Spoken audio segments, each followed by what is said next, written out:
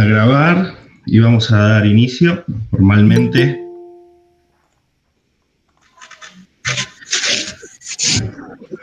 Estamos. Bueno, muy bien, bienvenidos, bienvenidas, buenas tardes. Esperamos que se encuentren muy bien. Para nosotros, como les decía antes, un honor que formen parte de esta formación virtual gratuita de inclusión financiera para cooperativas, donde se han inscrito casi 300 personas de 18 provincias, como les decíamos anteriormente. Nosotros somos una cooperativa de trabajo, un equipo interdisciplinario compuesto por abogados, contadores, trabajadores vinculados a las ciencias sociales, y brindamos distintos servicios a las cooperativas y organizaciones de la economía social, en lo que tiene que ver con asistencia técnica, legal, contable y societaria para organizaciones y entidades de la economía social, formaciones adaptadas a las entidades de la economía social y a la comunidad en general, consultoría sobre distintas materias de interés de las organizaciones, como análisis económico, resolución de conflictos, costos, estrategias legales, etc. Es decir, nos adaptamos a las necesidades de la organización. La propuesta un poco del día de hoy y del espacio que hemos creado consta de 2 encuentros, ¿sí? El primero, que es el día de hoy, que tiene más que ver con una introducción, ¿sí? El segundo ya más profundizado. Hoy vamos a trabajar conceptos teóricos, pero con aplicación y ejemplos prácticos, como para que ustedes también les sirvan y lo puedan aplicar en sus organizaciones, ¿sí? Podrán realizar consultas a lo largo del encuentro, de las cuales yo, a medida que pueda, voy a ir recepcionando, y al final de la charla, como somos muchas personas y habilitar los micrófonos puede llegar a ser un lío, voy a ir preguntándole a quienes hoy tienen a cargo este taller. Como les dije anteriormente, les dejamos nuestro Instagram para que nos sigan, para que puedan estar comunicados con nosotros y nosotras e intercambiar información. Así que, sin más preámbulos, le cedo la palabra a Leonardo Chiesa, quien va a iniciar el taller. Muchas gracias nuevamente y recuerden escribir sus dudas en el chat, que yo las voy a ir recopilando. Leo. Bueno, gracias, Pablito. ¿Cómo andan? Buenas tardes. La verdad que es un placer y un honor, como decía Pablito, la cantidad de personas que hay. Y por suerte es dificultoso a veces para nosotros dar un taller para más de 70 personas que están hoy aquí. Estamos acompañados de muchos amigos y amigas que nos acompañan en este camino, así que uno se siente un poco más abrazado. Como decía Pablito, mi nombre es Leonardo Chiesa, integro TES hace 8 años aproximadamente. Soy abogado, licenciado en Relaciones del Trabajo. Ya para ir comenzando un poquito, también comentarle que algo que no dijo Pablito, que estamos en distintos puntos del país, algo que nos permite la virtualidad. Él está ahí en Lago Puelo, Chubut. Bueno, tenemos a Bruno, que está ahí, se va a presentar en La Plata, y bueno, yo estoy en la Ciudad Autónoma de Buenos Aires. Y bueno, es un placer poder llegar a todos los puntos del país a través de la virtualidad, ¿no? Básicamente, este taller es una propuesta que venimos pensando hace un tiempo, que en realidad surge al revés del resto de las formaciones que hacemos. Por lo general, uno cuando da un taller, una clase o lo que fuera, es como un conocimiento que uno tiene preadquirido, intenta facilitar a las personas que toman el taller y tratar de construir algo en conjunto.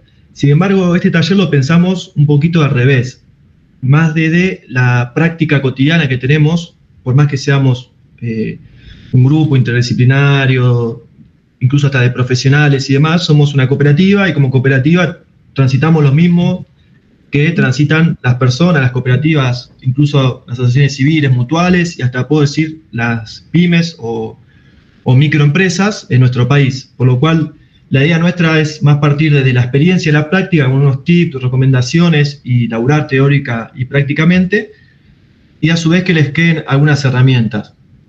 También tomamos en cuenta como muestra que laburamos actualmente con más de 50 organizaciones de cooperativas, asociaciones civiles, que entendemos que la cuestión financiera también es una dificultad, un desafío o algo que nos atraviesa. Como primera aclaración que queríamos hacer, nosotros no tenemos ningún contrato, ni amarre, ni ningún tipo de vínculo comercial o no comercial con los bancos o entidades financieras. Va a parecer que todo el tiempo estamos potenciando a que se integren, pero bueno, no hay nada espurio ni nada por detrás. Y nada, fundamentalmente la idea es traer esta propuesta para poder trabajar en conjunto, ¿no? Estamos en una situación económica y financiera que no es, si bien tiene complejidades nuevas, es algo que venimos arrastrando hace años, ¿no? Y bueno, viene hace muchos años en nuestra economía, más allá de la discusión político-económica, es algo que nos atraviesa y no podemos esquivar. No podemos esquivar la inflación, no podemos esquivar la pérdida del poder adquisitivo. Y bueno, ¿qué podemos hacer frente a ello? La idea es más de un lado propositivo. ¿Qué podemos hacer frente a ello? Como saben, la situación económica cambia todo el tiempo. Uno puede decir, bueno, no es el mismo escenario que hace un año. También puede decir que no es el mismo escenario hace un mes. E incluso no podemos decir que es el mismo escenario que hace 7 horas que teníamos preparada una filmina especial en plazos fijos y hoy viene una nueva normativa que nos cambia todo, ¿no? Que lo vamos a ver más adelante. Así que, como decía Pablito, la propuesta reside en 2 partes. Hoy vamos a ver lo teórico, conceptual y práctico. Y el próximo encuentro vamos a ver herramientas para la construcción de elementos que les permitan a ustedes, sobre todo para tomar decisiones en este contexto. Acá no ofrecemos ningún tipo de herramientas especulativas ni de ganar dinero, sino simplemente cómo hacer para preservar el valor de lo que generamos a través de nuestro trabajo mancomunado. Y también, obviamente, esto sirve para las personas humanas. Está orientado para cooperativas, pero cada uno de ustedes, y dentro de las cooperativas hay personas, la idea es ofrecer algunas herramientas que les sirvan.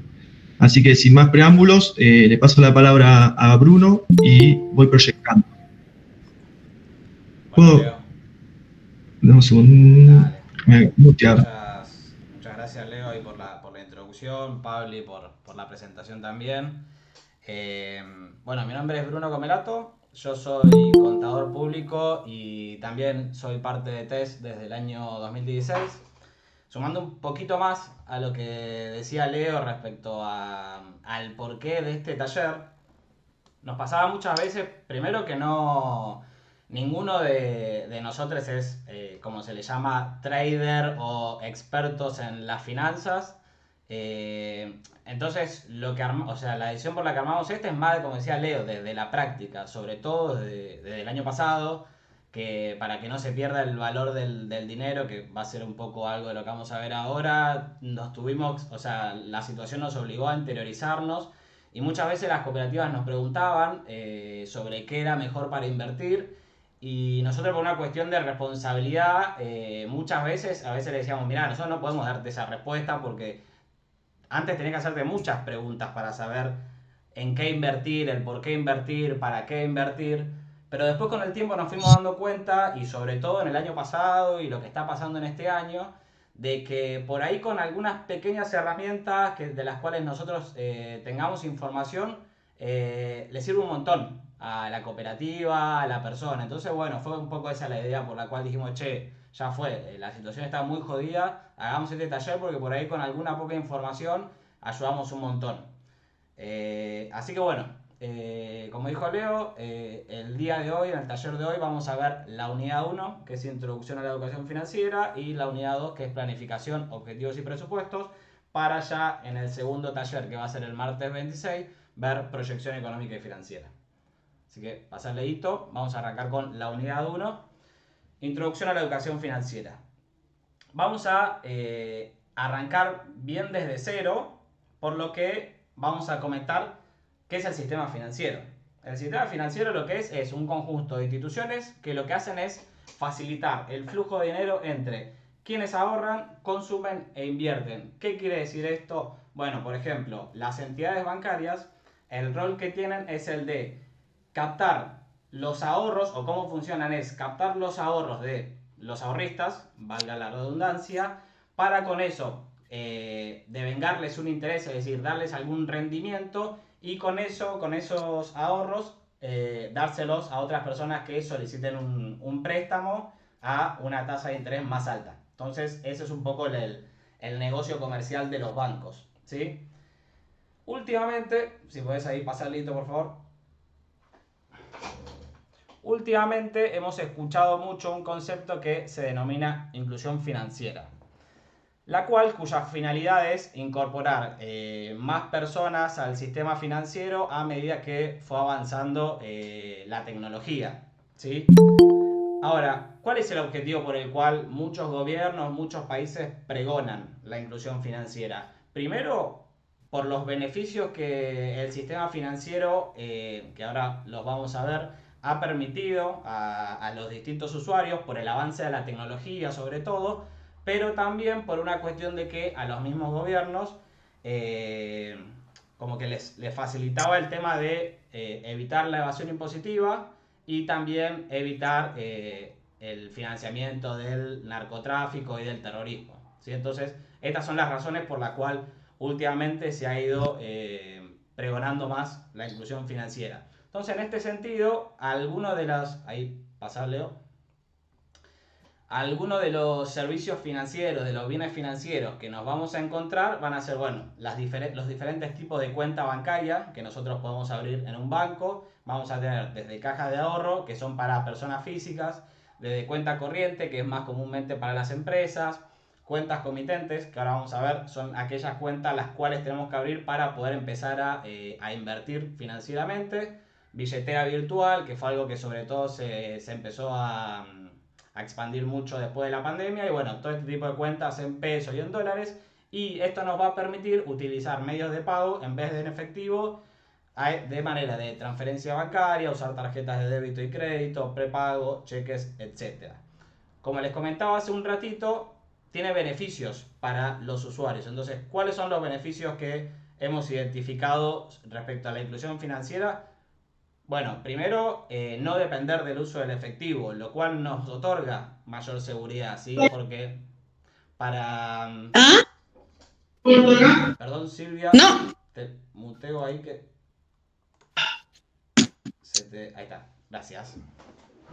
No depender del uso del efectivo, sobre todo por lo que está sucediendo hoy en Argentina, por la gran inflación que hay y que el billete de mayor nominalidad sea de 2.000 pesos, muchas veces nos obliga para transacciones grandes tener que llevar una gran cantidad de billetes, ¿sí? Tal vez tenemos una mochila llena de billetes, lo cual es bastante inseguro. Entonces, bueno, usar una cuenta bancaria nos permite no depender de esto, tener mayor rapidez en las transacciones, en los distintos pagos que tengamos que hacer o cobros que tengamos que recibir. Poder hacerlo también desde la comodidad tal vez de nuestra casa o de nuestra empresa o de nuestro local, en vez de, no sé, pienso hace años atrás, en vez de pagar los servicios públicos yendo a, por ejemplo, Rapipago y hacer largas colas.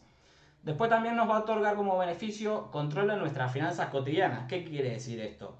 Que tener una cuenta bancaria nos va a permitir poder visualizar ahí cuáles fueron todos nuestros ingresos y todos nuestros egresos de, por ejemplo, el mes de enero, ¿sí? Entonces esto nos va a ayudar para la contabilidad que tengamos que hacer para cuando el contador o contadora realice el balance, ¿sí? Entonces, en vez de tal vez estar teniendo que anotar en un cuaderno todas las operaciones que realizamos en efectivo, bueno, al hacerlo desde la cuenta bancaria ya íbamos a tener esa información. Respecto al historial crediticio, esto también Bruno, ayuda... un segundito. Les pregunto si ustedes están viendo la presentación porque me escribieron de que hay algunas personas que no la están viendo. ¿Se ve ok? Háganme un dedito para arriba si se ve. ¿Está todo bien? Listo, perdón, Bruni. Tomate un vaso de agua y seguí. Al contrario, Gracias. me asusté. Bien. Como les decía, también vamos a tener beneficio poder empezar a tener un historial crediticio. Muchas veces para solicitar un crédito, un préstamo, bueno, el banco te pide tener un historial, es decir, bueno, tener un historial respecto a cuáles son, sobre todo, los ingresos que tenemos. Y por último, que es algo que vamos a mencionar después, va a ser poder acceder a estos instrumentos de ahorro, los cuales vamos a comentar en breve. Pasarle ahí. Pero también tenemos, como les decía, obligaciones respecto al hecho de tener que abrir una cuenta bancaria, ¿sí? No son todos solo los beneficios, sino que también tenemos obligaciones. Entonces, en este punto, para las cooperativas, principalmente, podemos detectar dos normativas. La primera es la Ley de Prevención de la Evasión Fiscal, que esto es bastante impracticable al día de hoy. El segundo un poco que también, pero... los dos tienen, o sea, los dos tienen efecto al día de hoy, ¿sí? Están vigentes. Entonces, lo que nos dice la primera ley es que no va a tener efecto ni entre las partes ni entre terceros aquellas operaciones, aquellos pagos que realicemos de 1.000 pesos o más en efectivo. lo cual es al día de hoy una ridiculez, por lo que en realidad esta ley proviene del año 2001, es decir, cuando estaba la convertibilidad, cuando un peso era igual a un dólar. Entonces, lo que buscaba este artículo era que no se hagan pagos en efectivo mayores a $1.000, lo cual hoy sería más o menos 1.000.000 de pesos. Pero bueno, al día de hoy está vigente esta ley. Y la segunda, que sí es algo que las cooperativas que tienen la exención en el impuesto a las ganancias y lo mismo para otro tipo de personerías que tengan este beneficio, todos los años, cuando tengan que renovar la exención en ganancias, el contador o contadora tiene que realizar una nota y legalizarla, donde certifique que la entidad no tuvo ingresos de 10.000 pesos o más en efectivo. ¿Sí? Es decir, todas las ventas que tengamos que sean de 10.000 pesos o superiores a 10.000 pesos tienen que ser cobradas por un medio electrónico. Es decir, cuenta bancaria, billetera virtual, puede ser con cheque, pero después se tiene que depositar. Entonces vemos estas dos normativas en el marco de las cooperativas, por lo cual tenemos la obligación de tener una cuenta bancaria. Pasamos ahí, Leo. Bien, ahora vamos a tocar otro punto que es el dinero. Yo si les pregunto qué es el dinero, creo que todos lo saben responder de alguna forma.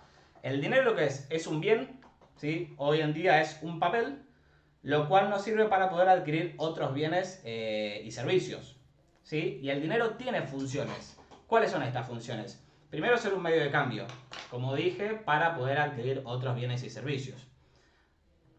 Segundo, es que sea unidad de medida para poder fijar precios, es decir, saber que si me quiero comprar una heladera va a salir tanto dinero, ¿sí? En este caso, en el caso de Argentina, tantos pesos argentinos, ¿sí? Entonces para eso sirve la unidad de medida. Y la tercera función, que es un poco la que no estaría sucediendo acá en Argentina, es la de la reserva de valor, ¿sí? Es decir, con este dinero poder mantener el valor por más de que transcurra el tiempo, es decir, yo con cierta cantidad de dinero poder utilizarla para ahorrar. Bueno, hoy por hoy sabemos que en Argentina con la inflación que hay no es lo mismo tener 10.000 pesos hoy, guardarlos en el colchón, dejarlos un año porque sabemos que en un año va a valer muchísimo menos. Entonces un poco este punto, esta función que es la reserva de valor, al perder el sentido hoy en día, bueno, es por la necesidad por la cual tenemos que empezar a informarnos sobre distintas herramientas de inversión, distintas herramientas de ahorro, para no perder justamente el valor que tiene que tener el dinero. Pasarlo. Bien, ¿qué se puede hacer con el dinero? Y acá vemos tres etapas. La primera es consumir, es decir, ¿para qué utilizamos el dinero? Bueno, para adquirir una cierta cantidad, una canasta de ciertos bienes y ciertos servicios. Una vez que logramos satisfacer esta demanda de bienes y servicios, recién ahí podemos empezar a ahorrar, ¿sí? Una vez que satisfacemos las necesidades, no sé, por ejemplo, alimentos y bebidas, de recreación, de poder comprarnos ropa y demás, ahí recién podemos empezar a pensar en poder ahorrar. Y una vez que ya podemos ahorrar, recién ahí podemos pensar en invertir. Y acá invertir es una palabra bastante amplia, o en realidad es bastante amplia la gama de uso o de cosas en las que podemos invertir. Acá lo que estamos viendo es sobre todo inversiones financieras, por eso un poco el título de inclusión financiera, pero también pensemos que se puede invertir en distintos bienes, como por ejemplo latas de atún, si son marra, o distintos materiales de construcción, como vamos a ver ahora cómo aumentaron esos materiales de construcción. Entonces, si yo me compro hoy en día una bolsa de cemento, en un año va a valer muchísimo más. Bueno, eso también se le llama inversión. Pasamos. Bien, y por último vamos a mencionar algunos conceptos como para dejar en claro antes de seguir avanzando a los ejercicios más concretos que vamos a ver a partir de ahora. Que primero es, bueno, ¿qué es la inflación? La inflación, bueno, seguramente que acá todos sabemos que es la inflación, si le preguntamos a una persona de otro país tal vez medio que no sabe, pero acá sabemos que la inflación técnicamente es el aumento generalizado en los precios y bienes y servicios en un periodo de tiempo, como por ejemplo en un mes, ¿sí? Lo opuesto es la deflación, pero la deflación no es en realidad la caída en el aumento o el menor aumento. No sé, por ejemplo, ahora en Argentina tuvimos inflación del 25 en diciembre, del 20 en enero, ahora del 13, sino que deflación es cuando directamente los precios nominales bajan, o sea, son menores. Creo que acá en Argentina no debe haber pasado nunca, o creo que en el 2001 pasó, pero bueno, es algo raro. Después lo que vamos a ver también es las fases del ciclo económico, ¿sí? Y por último, respecto a la inflación, vamos a ver cómo se mide la inflación. Acá sabemos que en Argentina la inflación la mide el INDEC y el índice más conocido es el índice de precios al consumidor. Pero hay distintas formas de medir la inflación dependiendo también qué canastas, qué productos medís. Y bueno, también comentar un poco los órganos de contralor, esto es más que nada como para tener la información, de los órganos de contralor que hay en Argentina respecto a las inversiones financieras. Entonces vamos a tener la Comisión Nacional de Valores, el Banco Central de la República Argentina, que es quien regula a todos los bancos del país, la Unidad de Información Financiera, que es un poco el objetivo que tiene es tratar de evitar justo esto lo que mencionábamos de el financiamiento del terrorismo, del narcotráfico y demás. Pasamos. Bien, índice de inflación. Acá armamos un cuadro para mostrarles, bueno, cuál es la inflación mes a mes y cuál es la total, ¿sí? Seguramente ya lo deben haber visto en algún momento. La inflación en el 2023 en Argentina fue del 211%. Pero lo que queremos que se queden de acá, o lo que queremos mencionar de acá, es que hay el IPC lo que mide es un montón de productos y un montón de servicios. Piensen que mide desde alimentos y bebidas, desde servicios de recreación, productos textiles, los servicios públicos. Entonces muchas veces personas con cierta situación de vulnerabilidad económica, hoy con la inflación que está habiendo desde la clase media, lo único que podemos llegar a consumir son alimentos y bebidas muchas veces. Entonces acá ver que la inflación del 2023 fue mucho mayor en alimentos y bebidas que la del IPC generalizado, ¿sí? Entonces tener en cuenta esto, fue un 260. También mostrar, bueno, cómo fue la evolución de precios del dólar MEP y lo que les comentaba recién del índice CAC, que es el índice de construcción medido por la Cámara la Cámara Argentina de Construcción. Entonces por eso es que les decía de, bueno, acá lo que queremos dejar un poco es que el IPC hoy es por representatividad el índice más confiable y el que más se utiliza, pero lo más recomendable es siempre ir viendo la evolución de precios del rubro al que pertenece nuestra cooperativa, ¿sí? No solamente el IPC, porque si nosotros, por ejemplo, vendemos alimentos y bebidas y aumentamos por IPC, va a quedar retrasado, ¿sí? Porque el aumento de alimentos y bebidas fue mucho mayor. Lo mismo si tenemos una cooperativa de construcción, ¿sí? El índice CAC, que mide los materiales y la mano de obra, fue casi el doble que el del IPC, ¿sí? Entonces, bueno, por eso como recomendación, más allá de que el IPC es el más representativo de todos los índices, bueno, siempre tratar de ir pasando a precio según el aumento de los precios de nuestro rubro. Pasamos ahí, Leo.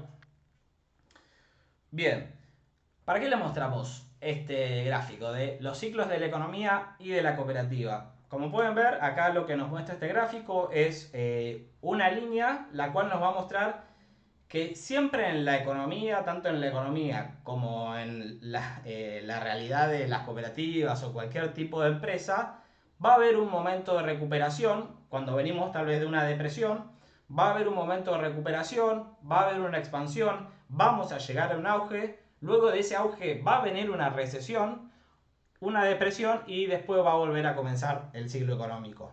Bueno, esto no es una clase de economía, muchas veces lo que dicen algunos economistas es que lo recomendable es que, o lo que te dicen es que mientras más alta la expansión, más larga va a ser la recesión, es decir, mientras más alto sea la expansión, más larga va a ser la recesión. Entonces lo que muchas veces recomiendan es que estos ciclos no sean, o estas curvas no sean muy elevadas o muy pronunciadas, sino que sean lo más angostas posible. Pero bueno, esto no es una clase de economía. Entonces lo que queremos mencionar de acá, que un poco lo vamos a ver la clase que viene, es primero a saber que todas las cooperativas, todas las personas, emprendedores, lo que sea, van a tener etapas de expansión y van a tener etapas de recesión. Pueden ser más largas, pueden ser más cortas, pero todas las van a tener.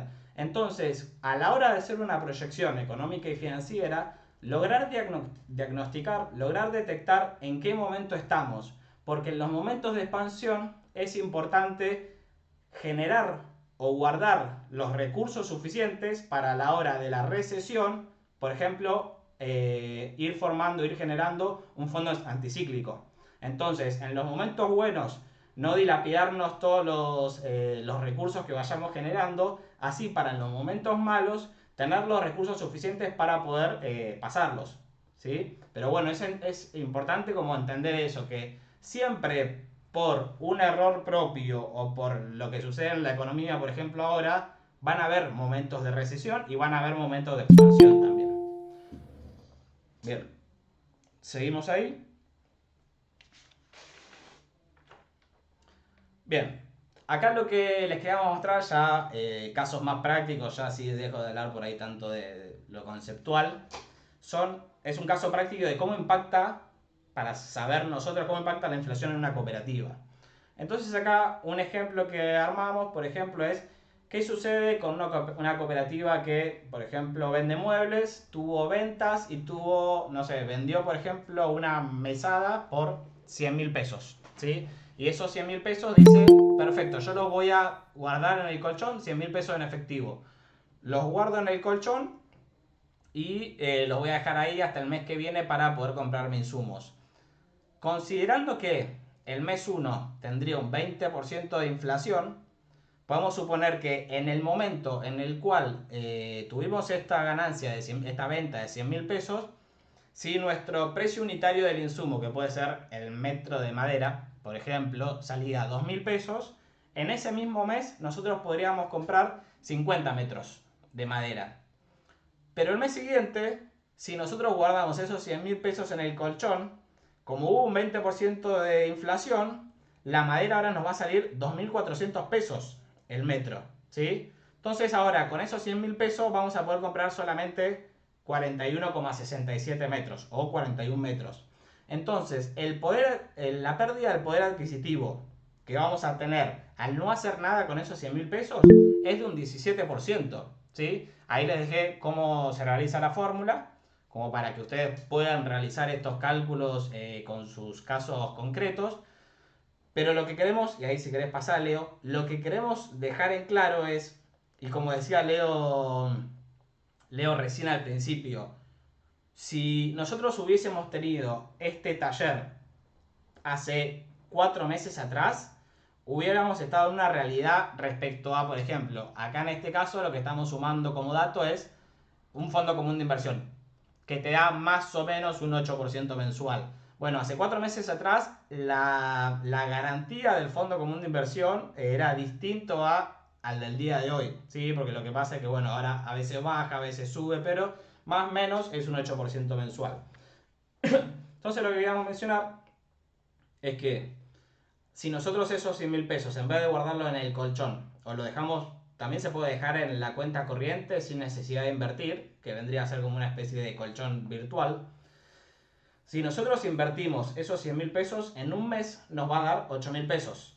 Por lo cual nos va a quedar 108.000 pesos, por lo cual en este caso la pérdida del poder adquisitivo en vez de ser 17% es 10%. Entonces acá lo que queríamos decir es, hoy lo que tenemos que tratar de realizar, porque lamentablemente hay un montón de herramientas en pesos, como también puede ser la compra del dólar MEP, lo que está pasando es que prácticamente por lo menos desde diciembre, ninguna herramienta le está ganando a la inflación en pesos. Entonces, hoy lo que tenemos que tratar de hacer, más allá de que tenemos algunas otras herramientas que las va a mencionar Leo después, es o por lo menos empatarla a la inflación o por lo menos tratar de perder lo menos posible. Entonces, este ejemplo lo que busca es, bueno, tratemos de perder lo menos posible, ¿sí? Porque con las inflaciones tan altas que están habiendo mensualmente, cada día que perdemos, por ejemplo, de invertir el dinero en un plazo fijo, en un fondo común de inversión, tiene un gran impacto, ¿sí? Acá estamos viendo con solo 100.000 pesos, pero si tenemos 1 millón de pesos, 2 millones de pesos, sin invertirlo y lo dejamos ahí durmiendo, tiene un impacto financiero muy grande. Entonces, por eso es de, bueno, nada, tengámoslo bastante presente a esto. Pasale hoy, por favor.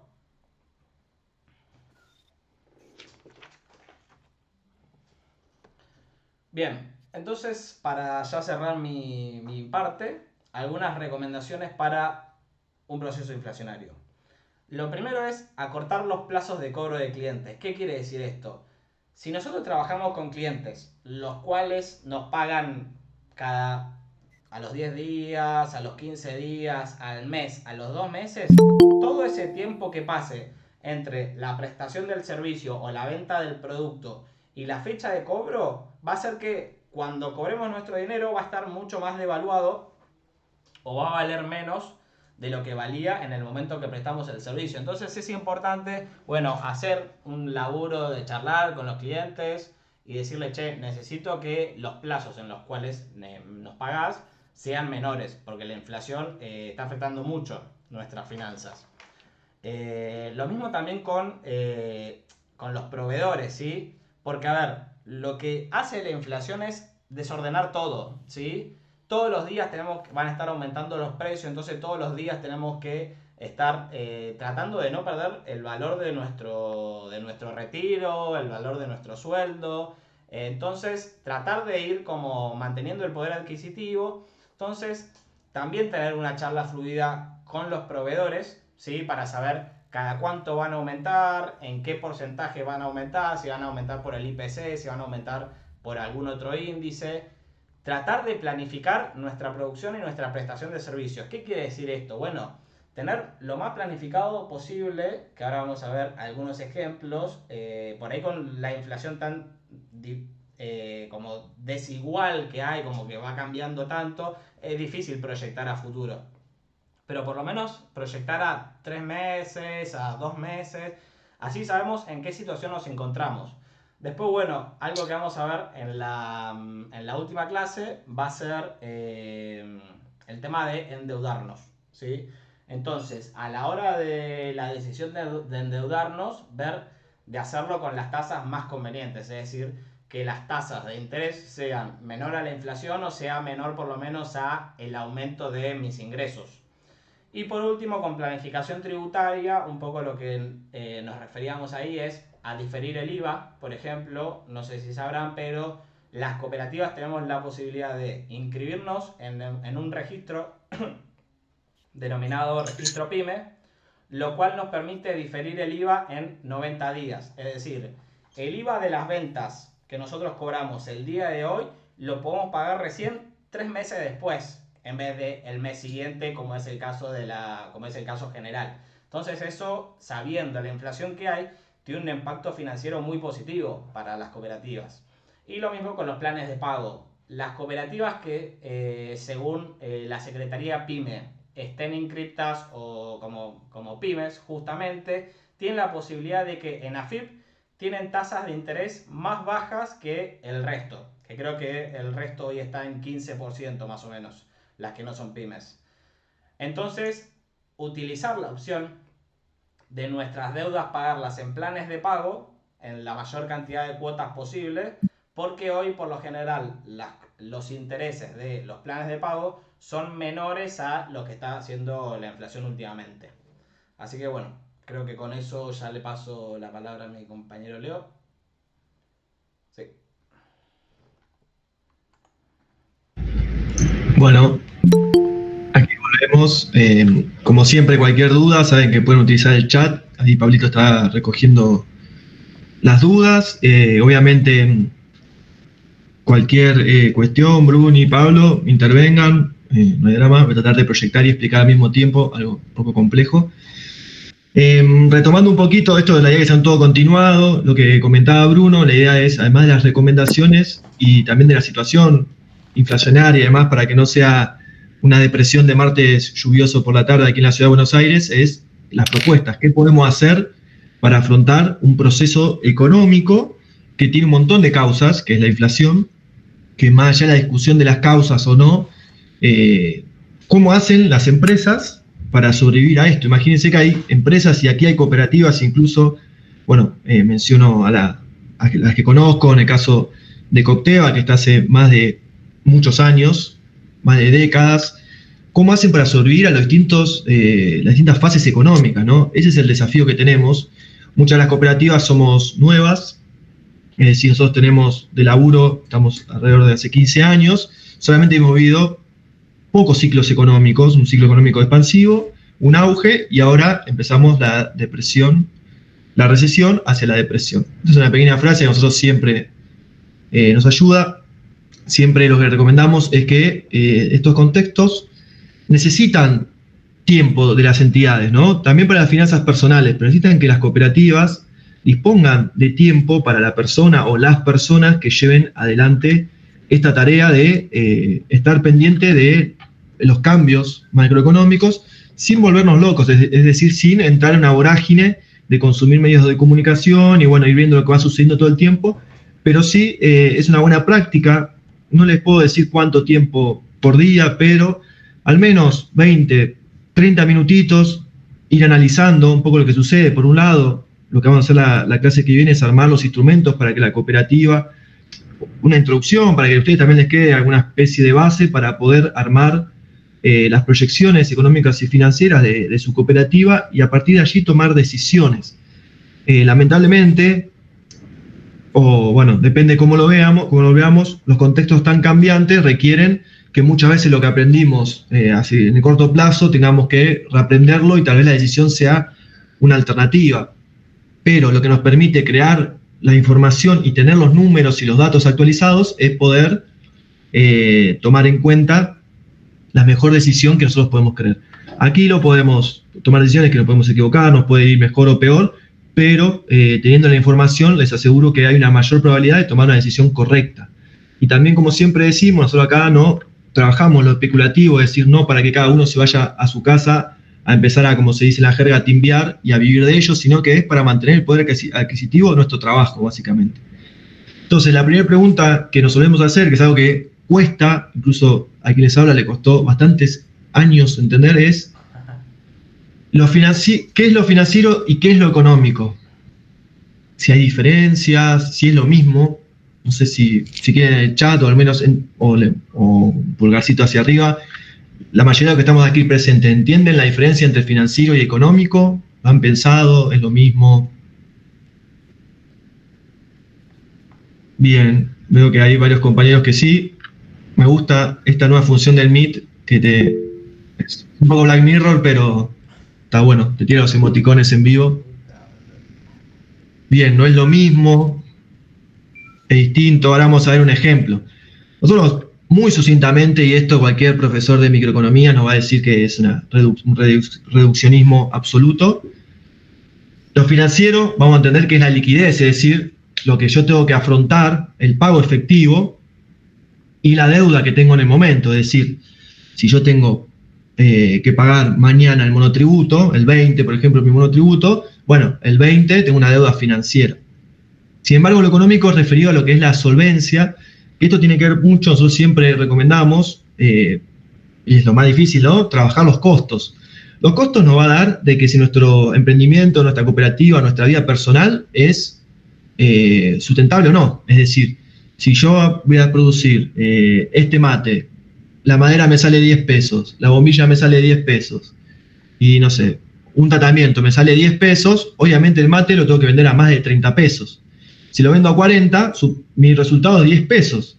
Pero vamos a ver que esto en la vida cotidiana de las organizaciones, por más que es un resultado económico favorable, es decir, estoy ganando 10 pesos, va a depender mucho de cuándo pago los insumos, cuándo cobro mi venta, y cuando cobro mi venta, si puedo comprar mis insumos nuevamente, ¿no? Las cadenas de pago es algo que se trabaja mucho, sobre todo en las grandes cadenas de comercialización, que en los periodos inflacionarios muchas veces la decisión es más financiera que económica. Es decir, nosotros laburamos con cooperativas también grandes, que a veces dicen, bueno, mirá, me ofrecen comprarme el 20% de la producción, financiado en 4 o 5 meses. Y cuando uno hace la proyección financiera, resulta que por más que parezca que es algo muy bueno, ¿no? Vender el 20% de tu producción, tal vez esa venta termine siendo inconveniente financieramente y nos termina generando un perjuicio en el corto plazo, por más que hayamos vendido el 20% de lo que nosotros teníamos, por un montón de factores que vamos a ver ahora. Cualquier cosa me frenan. Acá tenemos un ejemplo muy simple. Esto es una proyección muy simple para entender a qué nos referimos. Vamos a hacer el ejemplo, una cooperativa que vende paquetes de yerba. Vende la yerba a 10.000 pesos, es un precio caro, pero vamos para hacer el ejemplo. En abril tiene proyectado vender 10, en mayo tiene proyectado 10 y en junio tiene proyectado 10. A su vez, tiene en gastos, es decir, compras de insumos, esto está muy reducido, ¿no? Los costos, como si todos ustedes hubieran hecho los costos de la cooperativa, va a gastar 30.000 pesos por mes y a su vez va a pagar de retiros, es decir, la retribución a las personas asociadas de 40.000.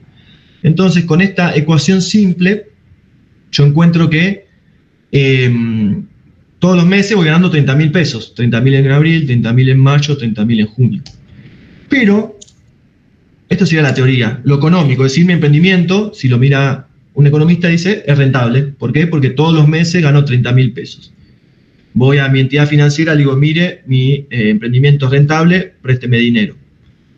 La entidad financiera va a decir, bueno, ¿cuándo cobra sus ventas?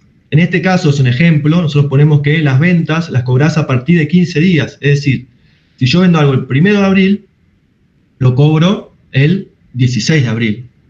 Aproximadamente, si vendo algo el 2, el 17, si vendo algo el 3, el 18. Esto suele pasar en la mayoría de los emprendimientos, no solamente los que hacen productos, sino los que venden servicios. Acá siempre hay una distinción, los ejemplos en estos casos son para los dos, para los que hacen productos, es decir, yerba, y para los que venden servicios. Por ejemplo, la cooperativa de cuidadores de Mar del Plata, que está aquí, bueno, determinadas cooperativas audiovisuales que vi también que estaban. En este caso es lo mismo. Una cosa es lo teórico, lo económico, y otra cosa es cuándo efectivamente me ingresa el dinero. Entonces, financieramente, la misma cantidad de ventas, yo tengo que, en abril, voy a recibir 50.000 pesos. ¿Por qué? Porque yo vendía algo el 1, lo cobraba el 16. Vendía algo el 2, lo cobraba el 17, lo vendía el 3, el 18 y así sucesivamente. Entonces yo empiezo a cobrar a partir del 16, que sería aproximadamente la mitad del mes. Puede ser que en un mes de 31 difiere uno de 30, pero más allá de esa disquisición, en abril yo voy a recibir 50.000 pesos. Sin embargo, tengo que pagar 30.000 pesos a mi proveedor, porque tuve que comprar la madera, y tuve que comprar la bombilla, la lata para hacer la bombilla, tuve que pagar 30.000 pesos y a su vez tuve que pagar 40.000 pesos de retiros porque los compañeros y compañeras necesitan pagar la luz, pagar el alquiler, comer, etc. Entonces, lo que son paréntesis quiere decir negativo. Por esto suena muy básico, pero por ahí ayuda a definir. Entonces, en nuestro abril, financieramente nos van a faltar 20.000 pesos. Cuando yo vaya a ver nuestra cuenta bancaria o nuestra billetera, diga, ¿por qué me faltan 20.000 pesos si yo vendí 100.000? Bueno, por esta cuestión de los cobros. En mayo ya voy a tener 30.000 de vuelta, porque bueno, ya acumulo la mitad de las ventas de abril más la mitad de venta de mayo, y en junio la mitad de venta de mayo más la mitad de venta de junio. Y se entiende que esa cadena de pagos en julio se seguirá reproduciendo. Pero se entiende la diferencia, es la misma cantidad de ventas, pero si yo lo veo desde el punto de vista económico, es una situación, si lo veo desde el punto de vista financiero, es de otra. Es decir, si yo no tengo un fondo de 20.000 pesos por otras cuestiones, o lo que fuera, mi espalda, yo debería tener una espalda de 20.000 pesos, si no la tengo, imagínense cuál es el sector que tengo que ajustar. Obviamente, al proveedor le tengo que pagar la materia prima para poder seguir vendiendo, que tengo que ajustar los retiros. La mayoría de las veces, cuando tenemos las cooperativas, como también las pymes y las personas humanas, solamente o mayormente podemos ajustar nuestros ingresos, es decir, no podemos pagar menos la luz si quisiéramos, ojalá pudiéramos pagarlo, no podemos pagar menos internet, podemos negociar, pero no lo podemos hacer todos los meses, y la variable de ajuste son los retiros. Esta es una diferencia muy sucinta económico y financiero. La clase que viene vamos a intentar construirlo desde cada entidad con una propuesta para que ustedes puedan llegar a al menos proyectar cada 2, cada 3 meses cuál va a ser su situación económica y su situación financiera. Para mayor abundamiento vamos a hacer otro ejemplo agregándole una cuestión más. Este ejemplo era muy simple porque teníamos todo mensualizado y acá le vamos a agregar otra variable. Nuestra cooperativa tiene un mantenimiento de 25.000 pesos por mes, es decir, tenemos que mantener la maquinaria para hacer los mates, que no sé cuál será, pero tenemos que mantener la maquinaria, eso nos sale 20.000 pesos por mes.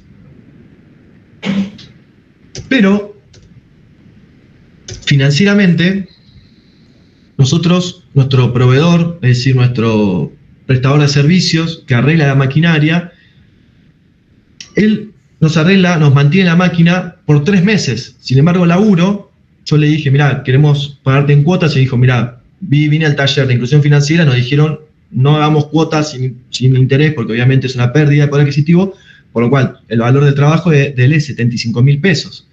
Pero yo, para mi enfoque económico, tengo que saber, esto como un vehículo, sé que mi vehículo se deprecia, o que voy a gastar tanto por mes, pero, por ejemplo, si yo quisiera hacer el mantenimiento de mi vehículo cuando veamos amortizaciones, sé que le tengo que cambiar las ruedas cada 2 años. Sin embargo, todos los meses sé que tengo que guardar 10.000 pesos para poder cambiar las ruedas, las 4 ruedas, cuando se termine de gastar esas mismas. Ese dinero no lo voy a tener en una cajita perdiendo el valor. Pero cuando tenga que pagar las ruedas, voy a tener que pagarlas todas de una. Voy a tener que pagar 1.000.000 de pesos. Entonces yo sé que todos los meses económicamente tengo un gasto de 5.000, 10.000 pesos en ruedas de mi vehículo, que lo voy a tener que ejecutar en algún mes en particular, conforme mi proyección financiera o cuando pueda comprarlo. Entonces, en este caso, agregando la variable mantenimiento, vamos a ver que en el mes de abril, económicamente, nuestro emprendimiento es sustentable, pero financieramente nos van a faltar 45.000 pesos. Entonces, ¿cómo me puedo financiar de alguna manera para tener esos 45.000 pesos, entendiendo que el mes de mayo no voy a tener que pagar el mantenimiento, porque yo lo pagué, y voy a tener excedentes por 30.000, y en el mes de julio excedentes por 30.000. Si miran el resultado de los 3 meses económico y financiero, los 3 dan 15.000 positivo. Sin embargo, ven que acorde los pagos, los gastos que tengamos que hacer y el momento de hacer la erogación y el momento de los cobros van a determinar nuestra situación financiera. Esto nos pasa muchas veces cooperativas que dicen, che, estamos vendiendo un montón, hicimos los costos, estamos vendiendo con un excedente importante, sin embargo, cuando llego a fin de mes no veo el dinero. O estoy ganando menos, o siento que no puedo afrontar, no puedo cambiar la maquinaria, no puedo actualizar los vehículos, no puedo aumentar los retiros. Bueno, la mayoría, entendemos, o muchos de los problemas de las cooperativas y las MIPYMES son problemas financieros, no económicos. Si bien hoy hay una situación económica que la gente vende menos, por lo cual hay un problema económico también, pero fundamentalmente financiero. Muy rápido, después si quieren lo repasamos. Bien, tomando respiro. La pregunta es, ¿las cooperativas legalmente pueden invertir? ¿Pueden comprar dólares? ¿Pueden suscribir fondos comunes de inversión? ¿Comprar bonos, letras del tesoro, etcétera? Sí, toda empresa tiene primero un principio que es la supervivencia empresaria, es decir, mantenerse en el tiempo, ¿no? Y si hay factores exógenos que de ello la ataquen, la lastimen, tiene que generar las autodefensas. La mayoría de los estatutos de las cooperativas de trabajo, hablo de adquisición porque hay cooperativas de vivienda, de servicios y demás, establece que el Consejo de Administración puede y debe solicitar préstamos o cualquier otra institución de crédito y disponer de la realización de empréstitos, que es parecido a los préstamos, con sujeción a los reglamentos. Y a su vez, integrante del Consejo de Administración, que en este caso es el tesorero o la tesorera, debe guardar los valores de la cooperativa. Es decir, guardar no implica solamente preservar el dinero en una caja de seguridad o una cuenta bancaria, que no se diluya el dinero, etcétera, sino que guardar el valor de la cooperativa, el valor de nuestros ingresos. Por lo cual entendemos que legalmente, tanto las cooperativas como las personas humanas pueden realizar, mientras sean actividades lícitas e inversiones obviamente lícitas, cualquier tipo de instrumento que le permitan salvaguardar el valor de sus ingresos, de su dinero. Bien, nosotros vamos a hablar más que nada, fundamentalmente, de inversiones de tipo que vimos cuando hay una función de economía que se denominan para el consumo, es decir, para mantener el poder adquisitivo. No estamos, que si bien se pueden aplicar para tener un ahorro e invertir, las cooperativas que no puedan ahorrar también pueden invertir. ¿Invertir para qué? Para mantener el valor de su dinero. Porque si no, solamente pensamos que las inversiones es para gente que está de traje y que, como decía Bruno, junta lata de atún. No, es para todas las personas que quieran preservar el valor de su dinero. Nosotros siempre hacemos algunas preguntas, porque decimos, bueno, que tenemos 500.000, 200.000, 50.000, 20.000 pesos en la cuenta bancaria, o tenemos en efectivo, que ahí hay una pregunta que después vamos a responder. Tenemos 20.000 pesos en la cuenta bancaria. Obviamente entendemos, como decía Bruno, en una inflación que hoy es del 13, pero en diciembre fue el 25, cada día que pasa, si tenés 100.000 pesos, vas perdiendo 1.000 pesos por día aproximadamente. Entonces, ¿qué hacemos con esa plata? La pregunta, lo primero es, ¿para qué? ¿Para qué voy a realizar esa acción de sacar esos 20.000 pesos si no tengo que hacer ningún gasto? Ahora vamos a ver un ejemplo, e invertirlo. Siempre la pregunta es ¿para qué? Entonces, lo que siempre decimos es, realicemos una proyección. El para qué puede ser un montón de preguntas. Voy a hacer una inversión o una acción de mantenimiento del valor adquisitivo. Entonces, ¿por qué lo voy a hacer? Bueno, porque en 2 meses tengo que pagar el mantenimiento de mi máquina. Porque en 2 meses pagamos las vacaciones de los compañeros y compañeras de la cooperativa. Para, no sé, comprar una nueva máquina, para desarrollar un nuevo producto, para desarrollar un nuevo servicio. Porque quiero pagar, no sé, un excedente adicional a fin de año, una especie de aguinaldo. Bueno, la pregunta es ¿para qué? O simplemente porque voy a pagar retiros en 20 días, en 15 días, y esa plata me entró y la tengo frenada en la cuenta. Simplemente puede ser para mantener el valor adquisitivo del dinero que tenemos.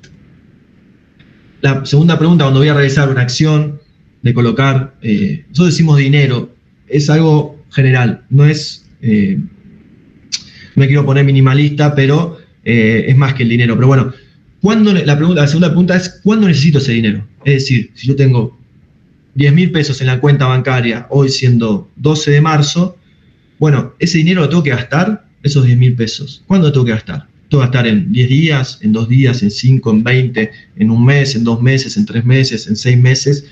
Eso me va a ayudar a distinguir el tipo de inversión que yo puedo realizar. Es decir, el tipo de instrumento que voy a aplicar para la inversión. La tercera pregunta es, ¿cuánto riesgo puedo y quiero asumir? Siempre hay una relación entre el riesgo y el interés, es decir, el instrumento que más riesgo tenga, que ahora vamos a ver un poquito qué es el riesgo, va a devengar mayor interés. Es decir, si yo tengo un bono, soy una empresa y soy una empresa que está eclécticamente, es decir, que estoy en una situación compleja y saco un bono para financiarme, obviamente ese bono va a tener mayor interés. Yo tengo que atraer a la persona que compre ese bono.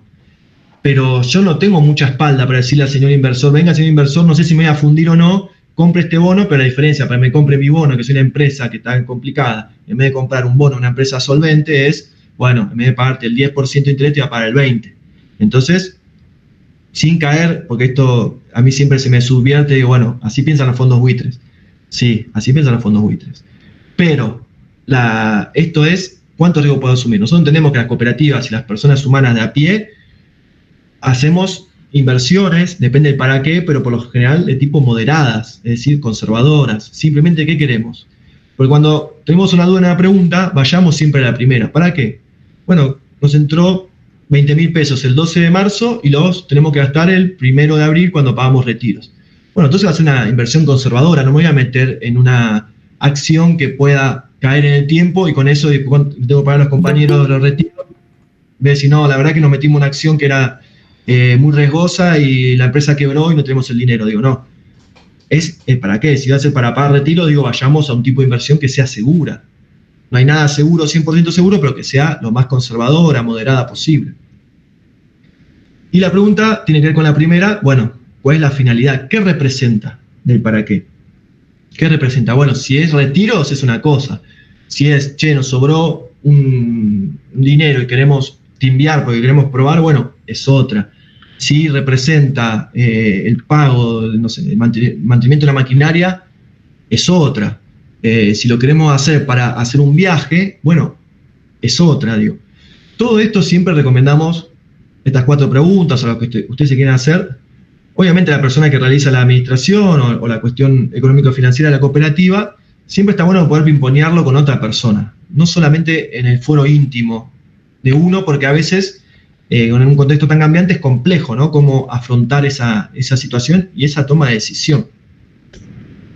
Así que estas preguntas creemos que son representativas, algunos hacen otro tipo de preguntas, pero siempre antes de pensar, tengo un dinero y ¿qué puedo hacer? Bueno, sentarse, tomarse el tiempo, hacerse las preguntas, hacer la proyección, ver los pagos que tenemos en los próximos meses, todo lo que implica cuándo necesito el dinero, el riesgo que voy a asumir y qué representa ese dinero, simbólica, materialmente, etc.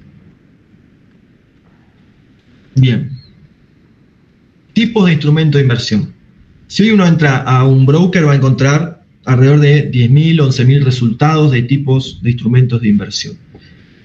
Nosotros separamos los que nos parecen que son los más asequibles o los más sencillos de suscribir por una cooperativa o una persona humana, una cooperativa pequeña, micro, mediana, con esta función de la conservación del dinero tomando en cuenta las preguntas anteriores. Que ahora vamos a ver un cuadrito que va a hacer la diferencia. Particularmente hay una definición que es muy de manual, pero bueno, esto. Creemos que son las familias que contienen un montón de tipos de instrumentos de inversión. Por un lado tenemos los fondos comunes de inversión, que son básicamente herramientas que ofrecen las entidades financieras, por lo general los bancos. Estos administrados por expertos, hay que ver expertos en qué, pero bueno, son herramientas que a vos te permiten invertir un dinero y tener determinado interés con plazos cortos o no. Es decir, yo puedo, por ejemplo, los fondos comunes, por hablar de, por ejemplo, el Banco Credit Coop, que el Banco Credit Coop creo que tiene 6 fondos comunes de inversión, cada uno tiene las distintas partes de la inversión que lo vamos a ver después, que es el dinero que vos ponés, el interés que te va a dar, es decir, si yo pongo, me dice, che, poné cada 10.000 pesos que ponga va a tener un 10% de interés mensual. Por lo general son anuales los intereses, pero vamos a poner mensual. Entonces yo pongo 10.000 y debería retirar 11.000 pesos, porque me da el 10% de, o sea, sería 10.000 mi capital más 1.000 pesos mi interés. Sin embargo, los fondos comunes de inversión están compuestos por bonos, están compuestos por letras, están compuestos por CDR, por acciones. Son paquetes que vos invertís que tienen ese interés que te dan, pero a su vez también tienen un valor que se denomina valor fiduciario, es decir, el valor del propio fondo común de inversión. Entonces, si vos tenés un mes que ese fondo común de inversión cayó, vos vas a recibir el 10% de interés, pero cuando quieras vender tu fondo común de inversión, es decir, tu cuota aparte, tu bono, por así decirlo, no es un bono, va a valer menos. En vez de 10.000, tal vez el mes que viene vale 9.000. Entonces vas a tener 9.000 de capital más 900 de interés. Es decir, pusiste 10.000 y retiraste 9.900. Con los fondos comunes de inversión, esto pasó en enero en nuestro país, que cayeron muchísimo la mayoría, sobre todo los de Credit Coop y bancos públicos, se derrumbaron. Entonces, por más que te daba interés, caían los valores y retirabas menos de lo que ponían. Vamos a ver después si es una inversión segura o no. El tradicional plazo fijo es lo que conocemos la mayoría, es decir, pones un dinero, te dan un tiempo y te da un interés. Ese interés está establecido. Es decir, pongo de vuelta 10.000, lo retiro en 30 días, siempre fijarse, son días comunes, si son días hábiles y demás, en 30 días saco, puedo sacar el capital o el interés. Si es un 10% me va a dar 1.000 pesos. Puedo retirar los 10.000 más los 1.000, son 11.000, o puedo reinvertir los 11.000 nuevamente para hacer crecer la rueda. Justo hoy a la mañana salió una nueva normativa respecto a la quita de tasa de referencia a los plazos fijos, es decir, antes el gobierno establecía que había una tasa mínima que los bancos debían establecer a los plazos fijos, que era no me acuerdo si estaban 110 o 120, que es mucho menor a lo que vimos de la inflación del año pasado, mucho menos de la inflación de esta, y hoy en día se están acomodando los valores de las tasas de referencia. Yo estuve viendo hoy, por ejemplo, el Banco Santander está ofreciendo plazos fijos a 80% anual. Es decir, que lo que decía Bruno es, vamos a perder bastante, porque está proyectada una inflación de 250, 300% anual, y el plazo fijo te da 80%. Es decir, si yo dejaría mis 10.000 pesos desde enero hasta diciembre, voy a ganar mucho menos de lo que fue la inflación. Es decir, voy a perder poder adquisitivo. Lo segundo más conocido en nuestro país es el dólar. El dólar es un activo, es decir, uno puede comprar dólares a través de un banco o a través de un broker. Bueno, ese dólar tiene un valor que va subiendo, va bajando, etcétera, según las variables de la economía. Es un activo financiero. Los bonos o letras son títulos para financiar entidades públicas y privadas, es decir, una entidad pública, por ejemplo, YPF, Edesur, Enargas, dicen, che, necesitamos financiamiento, queremos abrir una nueva planta. Bueno, listo, no tenemos la plata, entonces ¿qué hacemos? Bueno, emitimos un bono o emitimos una letra. Esos bonos o letras van a los mercados. El mercado parece algo muy amplio, pero, por ejemplo, va al mercado, a la bolsa de Buenos Aires. Entonces uno dice, bueno, voy a comprar un bono de YPF. Me puedo mover. Igual todo esto recomendamos que lo vean prácticamente, sentados un día tranquilo, pero la compra de bonos se pueden comprar a través de los bancos, pero también a través de entidades que se dedican a, que se denominan broker, no sé cómo decirlo de otra manera, pero entidades financieras que se dedican a eso. Voy a decir, che, quiero un bono de YPF, voy a través de esa entidad, compro los bonos, y después los bonos, por lo general, los bonos y letras, te dan lo que se llaman, no son dividendos, pero bueno, se llaman bonos de suscripción, pero bueno, no importa. Es decir, vos tenés un bono, por ejemplo, YPF, que es a 10 años, pero cada 6 meses te va a dar un interés de, vamos a poner, el 50% en pesos. Entonces, vos todos los meses, cada 6 meses vas cobrando el 50% de tu capital, es decir, lo que pusiste. Entonces, a los 6 meses cobras 50%, al año cobras 50%, etcétera, etcétera. Mientras el valor del bono o de la letra va cambiando conforme la economía. Es decir, si privatizan YPF, bueno, tal vez el bono valga mucho en un momento y después se caiga, si la desfinancian, por ejemplo. Bueno, todo eso requiere un mayor análisis. Siempre recomendamos asesorarse con personas que estén en el mundo de las finanzas. Después hay bonos que son más seguros. Todo esto siempre es recomendable ver las propias proyecciones de los bonos o de las letras. Las CDR son lo mismo, son muy parecidos a los bonos o las letras, son instrumentos que cotizan en Estados Unidos. Nosotros por lo general recomendamos, y suena, por ahí no me conviene decir lo que estemos grabando, pero bueno, lo que tienen los mercados que no son los argentinos es que son más estables en el tiempo. Entonces uno puede comprar un bono de YPF bajo la ley de Estados Unidos y se sostiene mucho más en el tiempo que ir directamente al mercado financiero, que tampoco es muy patriota al actual, ¿no? Que tiene muchas alteraciones. Y por último, las acciones son las partes que se divide la empresa. Es decir, una empresa tiene acciones. Por ejemplo, yo tengo una empresa, la de mates, voy al mercado y digo, bueno, voy a vender mi paquete accionario. Yo me quedo con el 51%, cada acción vale $1, entonces el resto de las acciones son 49 acciones a $1, y las personas que están en el mercado pueden ir comprando parte de mi empresa.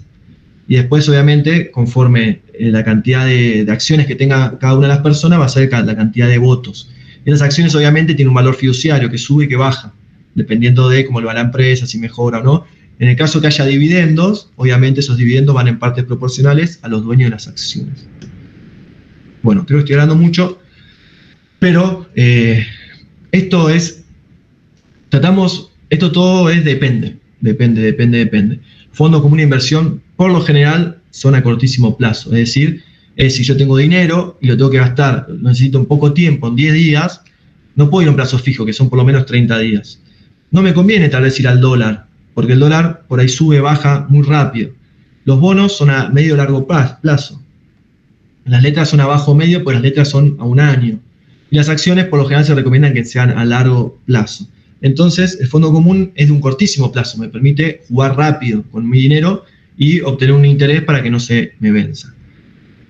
Entonces, por un lado tenemos el plazo, que va a depender del tipo de inversión. Esto depende, el plazo fijo puede ser corto, puede ser 1 mes, 3 meses, 6 meses, hay plazos fijos de 1 año, obviamente no son recomendables. El dólar también puede ser bajo, medio, largo. Lo que sí es recomendable que los bonos sean a medio y largo plazo, las letras a bajo y medio y las acciones a largo plazo. La volatilidad es cómo cambia el valor del instrumento. Es decir, los fondos comunes de inversión tienen una volatilidad baja, salvo en enero, por eso. Es una cuestión que va cambiando todo el tiempo. La verdad que nosotros venimos hace muchos años invirtiendo en fondos comunes de inversión. El dinero que básicamente cobramos, esto por ahí no sé si está bien en la grabación, pero nosotros cobramos un dinero por el laburo que hacemos y pagamos retiros todos los primeros días de cada mes. Entonces, a veces cobramos un trabajo el 8 de marzo y vamos a pagar con esos retiros el 1 de abril. Esos 23 días, con una inflación del 25%, estamos perdiendo casi un 20% del valor, es decir, cada 100 pesos que cobramos, perdimos 20. Entonces, ahí tenemos que ir a un instrumento de cortísimo plazo para mantener. Pero bueno, tiene una volatilidad baja, es decir, no es nula. El plazo fijo es nulo, salvo que haya, por ejemplo, como fue en el 2001, un corralito, lo que fuera. El dólar es medio, nuestro país es muy cambiante. Los bonos, por lo general, son bajos, depende de qué tipo de bono. Las letras y las acciones. Las acciones, depende de qué tipo de empresa, son medio altos, ¿no? Porque depende del tipo de empresa. Y la disponibilidad también es importante. Es decir, si yo invierto en un fondo común de inversión, por lo general tengo fondos comunes de inversión, por ejemplo, en el Credit Coop, que tengo la disponibilidad al momento que lo rescato, el dinero. Hay fondos que son mínimo 24 horas hábiles y hay fondos que son 48 horas hábiles. Sigue siendo un plazo corto, casi cortísimo. Los plazos fijos, al menos 30 días. El dólar dice al menos 15 días porque si yo compro dólar MEP, hay una normativa del Banco Central que no puedo vender a los 15, al menos tengo que esperar 15 días para poder venderlo. Entonces la disponibilidad es al día 16 puedo venderlo. Nosotros recomendamos tener cuidado con el tema de invertir en dólar o en cripto por la volatilidad que va teniendo, ¿no? Los bonos es según el plazo, tenés bonos a 10 años, bonos a 5, a 4. Sin embargo, obviamente los bonos y las letras las podés vender en el medio, ¿no? Si yo compro un bono de YPF que sale 10.000 pesos, tal vez en 3 años sale 13.000 y necesito el dinero, bueno, vendo mi bono y retiro 13.000 pesos. Va a depender mucho de la situación. Bien, vamos bien. Yo no los veo demasiado. Si es muy aburrido técnico, me avisan. Bien. Un ejercicio práctico, otro ejercicio más. Una cooperativa de trabajo que vende termos. Estamos con el tema del mate. La cooperativa, el 1 de enero vendió un termo. El 5 de enero vendió 3 termos y el 10 de enero vendió y cobró 10 termos. Sin embargo, la cooperativa tiene que comprar el material para hacer un termo el 4 de enero, el 9 de marzo y el 11 de agosto. Este ejemplo incluso lo hicimos hace unos días y ya quedó viejo por la nueva situación que cambiaron, pero bueno, la idea es que entendamos, ¿qué puedo hacer yo? Si yo cobro 10.000 pesos el 1 de enero y tengo que erogar, es decir, gastar 10.000 pesos el 4 de enero, tengo 3 días. Uno dice, bueno, tal vez es un plazo muy corto, que tengo que estar muy pendiente del tema de los días hábiles, el tema de si hay un feriado bancario, por ejemplo, hay que tener cuidado, pero, es un cortísimo plazo. Puedo, con esta inflación de un 25%, en 3 días estoy perdiendo, si hago la cuenta, es casi un 2,5%, un 2,2% sería la cuenta.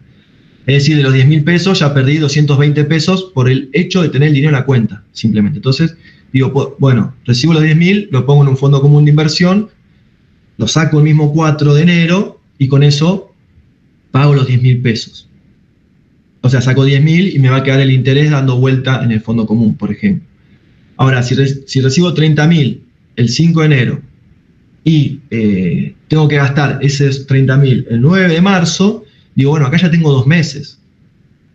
Es un plazo cortísimo también. Es decir, todo esto nosotros somos muy conservadores. Podríamos aplicar a un tipo de bono que tenga una volatilidad alta. Sin embargo, entendemos que por el fin social de la cooperativa lo que queremos es mantener nuestro valor.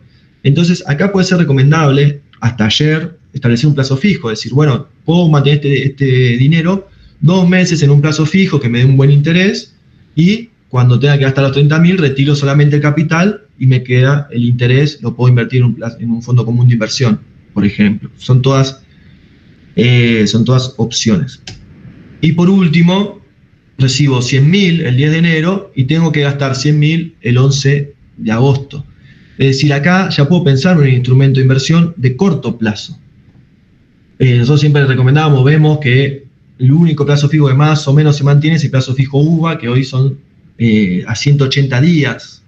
Es decir, una inversión que vos pones el dinero, en 180 días lo retirás y se mantiene el valor de la inflación más el 1%. Esto todo el tiempo va cambiando, ¿no? Siempre recomendamos leer las bases y condiciones y hablar con la gente del banco o con la gente del broker, lo que manejen ustedes. Pero bueno, todo esto va a depender de la proyección económica y financiera que hagan. Digo, para nosotros no es una opción con esta inflación dejar el dinero en la cuenta bancaria y mucho menos tenerlo en efectivo. Pero bueno, no sé si se entiende. Vamos a lo último. Estas son las recomendaciones que hicimos, una especie de lluvia de ideas.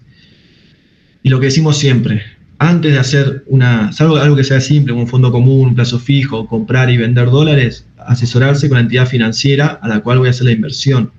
Es decir, no se larguen solos, vayan viendo, pero analícenlo por ustedes y después tomen la opinión de la persona, de la gente que tiene la entidad financiera. Obviamente, si es de un banco, entendemos que va a ser un poco más, por así decirlo, hay que tener cuidado con las opiniones también de los que se denominan expertos, pero siempre depende de tu perfil. Es decir, si nosotros somos claros, nosotros queremos mantener el valor de nuestro poder adquisitivo, somos claros con el banco o con la plataforma que utilicemos para realizar inversiones, me asesoro, quiero saber, mi perfil es moderado conservador, quiero mantener mi valor del dinero porque quiero pagar con esto retiros en tanto tiempo. Bueno, ya con esa información las opciones son mucho menores y ahí lo que nos queda es elegir según el riesgo que queremos asumir, como vimos las preguntas antes, según el plazo, según el riesgo y según para qué lo queremos. Nosotros siempre decimos, no somos traders, es decir, no somos entidades o personas que nos dedicamos a la compra y venta de instrumentos financieros para hacer una diferencia, sino que simplemente es una herramienta para mantener el valor adquisitivo de nuestra moneda, de nuestros ingresos. Por lo cual, no entrar en una locura de frenesí de decir, bueno, compro y vendo y trato de sacar una diferencia. Hay gente que se dedica a eso, pero entendemos que si no estamos trabajando, produciendo todo el día o vendiendo servicios en nuestra cooperativa, esto requiere tiempo, requiere varias horas al día, que uno se siente, que entienda la dinámica y bueno, dedicarse a eso. Siempre realizar la proyección. Hay que realizar somos muy insistentes, realicen una proyección para ver cuándo necesito el dinero, de qué manera, cómo estoy económicamente, cómo estoy financieramente, y algo que decía Bruno que es muy importante, en qué ciclo estoy.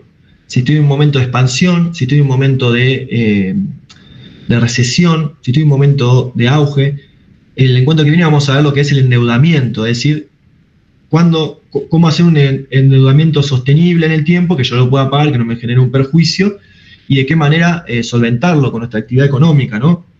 Entonces, a veces te conviene endeudarte en determinados momentos del ciclo económico, en otros momentos, como decía Bruno, te conviene hacer determinados. Es decir, si yo, por ejemplo, el típico caso que vemos en la facultad es, si tengo una heladería, en enero vendo un montón, pero yo tengo que entender que lo que vendo en enero, si bien lo hago intuitivamente, sé que no va a ser lo mismo que venda en julio, por lo cual yo tengo que generar un colchoncito para que en julio, agosto y septiembre no se me coma el emprendimiento. Es decir, porque yo digo, bueno, en enero vendí 100.000 pesos.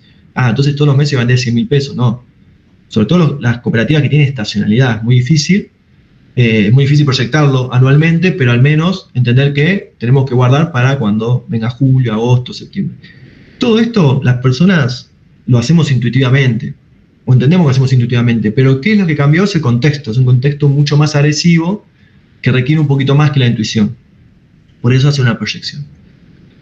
Siempre intentamos como estar prevenidos si hay lo que llaman las corridas, es decir, una alteración del mercado fuerte.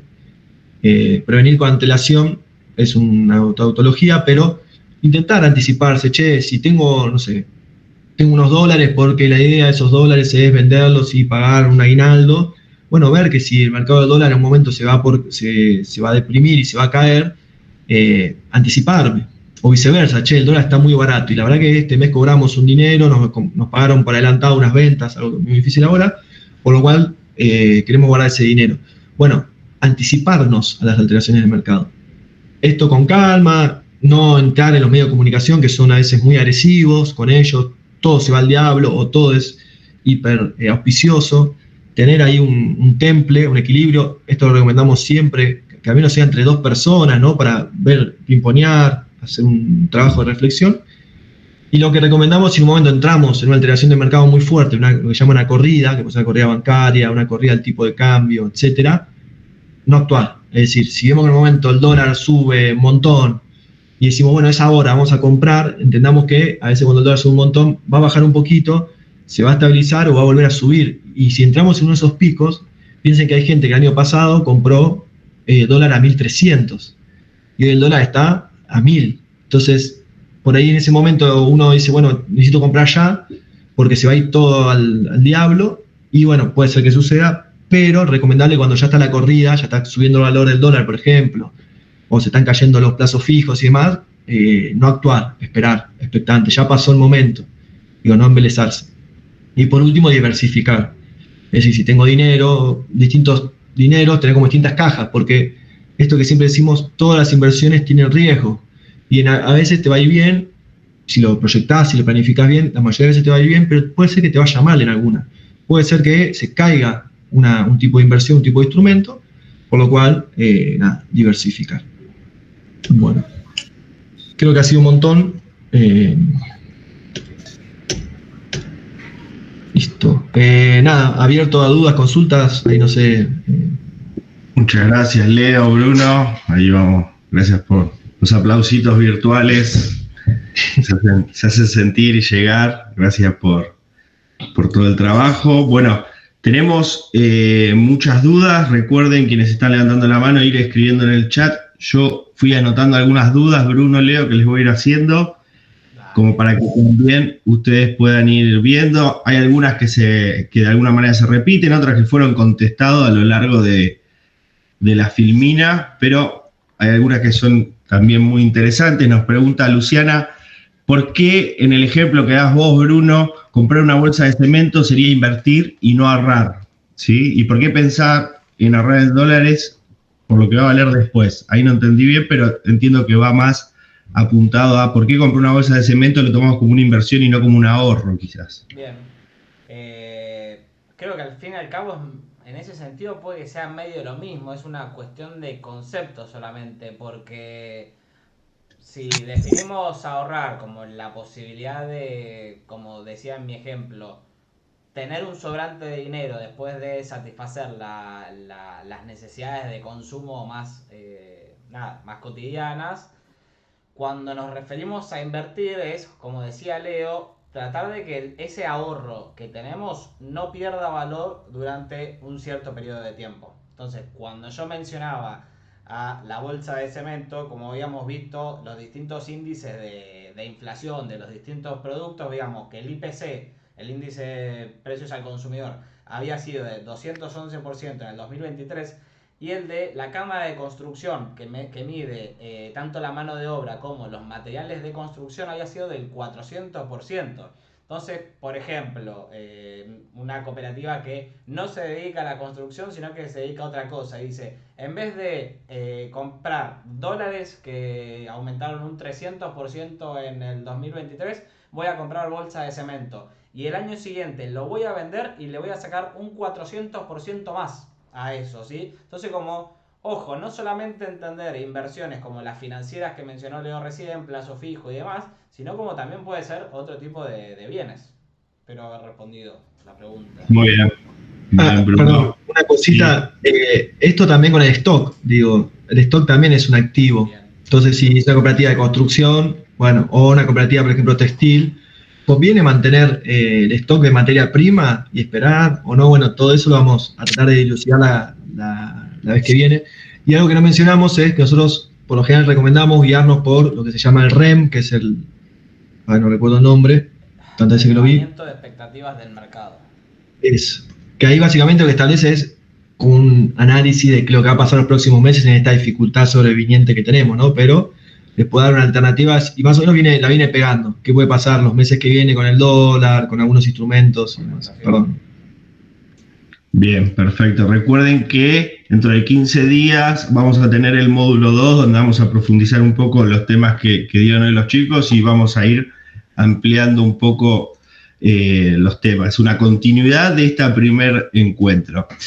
Nos pregunta Mora y Azul, la junté a las dos consultas, respecto a esto que mencionabas vos, Bruno, del cobro de menos de 10.000 pesos en efectivo para poder mantener la exención en ganancias. Y nos agrega Azul que ¿cómo pueden recibir 10.000 pesos en efectivo quienes trabajan en venta a consumidor final? ¿Sí?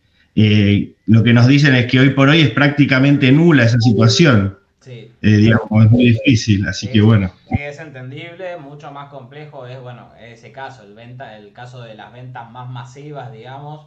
Ahí un poco lo que recomendamos con las cooperativas con las que laburamos, que venden, no sé, por ejemplo, almacenes, comercializadoras, lo que recomendamos es que en los casos de cobros en efectivo, una vez por día o una vez a la semana, ese dinero, siempre y cuando se facture, ¿no? Ese dinero ir y depositarlo en el banco. Así, en el caso de que tengamos ventas por 11.000 pesos, por ejemplo, después de su contraprestación, digamos, su cobro en el banco, ¿sí? Que puede no necesariamente ir y depositar 11.000 pesos, sino con que juntemos distintas ventas, no sé, en una semana vendimos 500.000 pesos, bueno, ir y depositar los 500.000 pesos. Perfecto. Perfecto, Bruno, muchas gracias. Ahí Gladys asiente. Gladys, te queremos mucho, siempre presente. Bien, Bárbara nos pregunta, ¿cuáles son las maneras o formas para crear un fondo durante la expansión? Creo que Leo lo fue comentando con algunos ejemplos ahí, así que esa pregunta, Bárbara, la damos por contestada cuando dio los distintos instrumentos. Javier nos decía, ¿por qué la pérdida adquisitiva es de un 10% si la inflación es del 20%? No entendí ese concepto. Bien, el primer caso que habíamos, el primer ejemplo que vimos era que con una inflación del 20%, la pérdida del poder adquisitivo era del 16,67%. Bueno, ¿por qué esa diferencia? Bien, gracias, Leo. Ahí mostramos que es la anterior, Leo. Ahí la del 10% es considerando el Fondo Común de Inversión. Habíamos visto en este primer ejemplo que cómo se llega a ese casi 17%. Bueno, lo que se hace es hacer 1 menos 41,67, que es las cantidades que podemos comprar ahora, sobre las cantidades que podíamos comprar antes, 50. Entonces, si nosotros en realidad lo que hacemos es 41,67 dividido 50, nos da 83%, más o menos. Si a eso le restamos 1, nos va a dar lo que se pierde de poder adquisitivo. Es una cuestión más matemática, ¿viste? Entonces, bueno, entender que ante inflación del 20% no necesariamente la pérdida del poder adquisitivo es del 20%. Y después en el ejemplo siguiente termina siendo del 10% porque nuestra disponibilidad, es decir, el dinero que teníamos al mes 2 va a ser de 108.000 en vez de 100.000 porque eso lo invertimos en un fondo común de inversión que nos daba un 8% mensual. Entonces ahí está mal lo que puse la cuenta, en vez de ser 1 menos 41,67 sería 1 menos 45 sobre 50, es decir, las cantidades que podemos comprar ahora. Espero que se... Muy bien. Gracias, Leo. Bien, ahí Javier agradece. Gracias a vos, Javier. Bien, otra pregunta que nos hace Argentina es si expansión es igual a crecimiento. Sí. Bien. Sí. Es lo mismo. Todas las dudas son para mí, así que veo no se entendió mucho. No, van en orden que fueron saliendo, ahí también para Leo. Laura, creo que estas ya son para Leo. Pregunta si se pueden hacer, y esta es una pregunta muy común, ¿se pueden hacer inversiones a nombre de la cooperativa? ¿Se puede comprar dólares a nombre de la cooperativa? También nos pregunta Sergio. Ahí ya, no sé, Leo, vos o Bruno, ¿quién quiere contestar? Sí, la respuesta es sí. Digo, esto que decíamos, hay un deber de la cooperativa y de quienes administran de mantener el valor de los ingresos. por lo cual sí lo pueden hacer y la manera es a través de entidades financieras habilitadas, como mostraba Bruno, que son las entidades que tienen determinado número a través de la Comisión Nacional de Valores, que están reguladas por el Banco Central de la República Argentina, básicamente bancos y brokers. No me acuerdo cómo era la manera, no me gusta decirlo en inglés, pero ¿cómo es? Entidad bursátil. Exactamente, ahí va. Por ejemplo, hay un montón de entidades. No quiero mencionar marcas, pero bueno, Balance, Bull Market, bueno, hay un montón de entidades que se dedican a eso y con la cuenta de la cooperativa, nada, se hace una cuenta empresa, es decir, una cuenta comitente, y esa cuenta comitente te permite operar en el mercado, en cualquiera de los mercados que estén habilitados y que estén regulados por el Estado y por los estados foráneos también. Excelente, Leo. Hay una cosita, que eso es una pregunta recontra común que nos hacen. Che, nosotros como cooperativa, ¿podemos comprar dólares? ¿Podemos comprar CDRs? Porque, bueno, no sabemos, porque al ser entidades sin fines de lucro, por ahí no podés. Bueno, ahí el concepto de entidades sin fines de lucro no es porque no puede tener rendimiento ni excedente, sino justamente es por la manera que tienen las cooperativas de distribuir los excedentes. Así que bueno, nada, eso era como para sumar que es una pregunta recontra común y también un poco por eso la pusimos. Sí. Y recuerden también que lo que estamos viendo en muchos de los casos es para mantener el valor de la moneda, ¿sí? Quizá no se generen inversiones o ganancias, pero sí mantener el valor de la moneda. Bien, otra consulta que nos hace Ramón, que creo que fue contestada, es si en la situación que vive Argentina es conveniente el plazo fijo. Bueno, no sé si la quieren contestar los chicos. Sí, esto es muy oscilante. Digo, si grabamos esta conversación, la subimos a YouTube y mañana cambian las condiciones. Si lo hubiéramos hecho ayer, te podría decir que sí y hoy ya no lo es. La recomendación nuestra es abrir. Hay un texto que me gustaba mucho que era nuestra obsoleta mentalidad de mercado, bueno, como abrir un poquito el abanico. Lo más conocido es el plazo fijo, el dólar, el ladrillo. Digo, bueno, abramos, porque hoy en día los plazos fijos, a partir de hoy, ya pasan a ser inversiones, son las más populares en la población. No sé cuántos plazos fijos hay constituidos, la ustedes decían una cantidad increíble, y hoy es la inversión que menos rendimiento da en la historia del mundo, no sé. Al menos en nuestro país, no sé en otros lados, pero acá hoy es muy poco beneficioso, a partir de hoy. Sí, está dando un 70% más o menos, todos los bancos se acomodaron en eso. Pero bueno, lo que dijo Leo recién es una respuesta que puede cambiar dependiendo del tiempo. O sea, si nosotros vemos por lo menos los meses de que gobierna Milei, la herramienta financiera que mejor resultó fue el plazo fijo UVA. ¿Sí? Que el plazo fijo UVA es una inversión que se puede hacer a 180 días, que lo pueden hacer solamente personas humanas, estábamos viendo, no así empresas. Pero al darte la inflación más el 1%, con la inflación tan alta que estuvieron estos últimos meses, fue la que más dio, a diferencia tal vez de la herramienta más conocida o más utilizada por los argentinos, que fue, bueno, el plazo fijo común o el dólar, que el dólar desde diciembre de 2023 está planchado. Entonces se está perdiendo un montón respecto a la inflación en pesos que está habiendo. Entonces, bueno, ahí, como para concluir esta respuesta, como hacer caso a lo que dice Leo, como tratar de informarnos, ¿sí? No sobreinformarnos, no como volvernos locos, pero bueno, sí tratar de ver qué es lo que va a pasar en el mercado. No sé, por ejemplo, ahora hay economistas que dicen que el dólar no va a aumentar y otros dicen que por la cosecha que se viene ahora en abril seguramente vayan a exigir que se devalúe. Bueno, nada, hay que leer un poco como para saberlo. Bien. Y recuerden también esto que decía Leo sobre el final, de diversificar como para también aplacar posibles riesgos. ¿Cómo se realiza? Es una pregunta, ¿dónde y cómo se realizan los fondos comunes de inversión? Bueno, recién lo contestó Leo, a través de distintos agentes de bolsa, brokers, entidades financieras.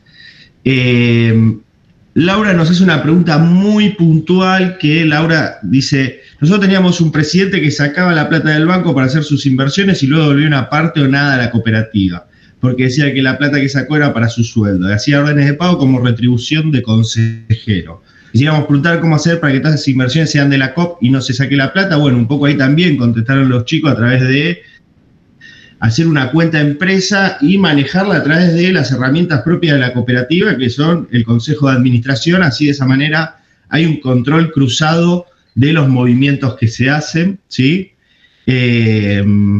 Bien, ¿qué más? Las cooperativas de trabajo pueden tener bancos de microcréditos. Esto un poco también ya lo contestaron los compañeros. Y bueno, y una pregunta de Laura que me la salteé. Laura Judita Alegre nos dice: ¿cuáles son los plazos, volatilidad y disponibilidad de los CDRs? Eso porque creo que en la filmina justo eso puntualmente no estaba, pero bueno, no sé si la querés contestar, Leo, vos.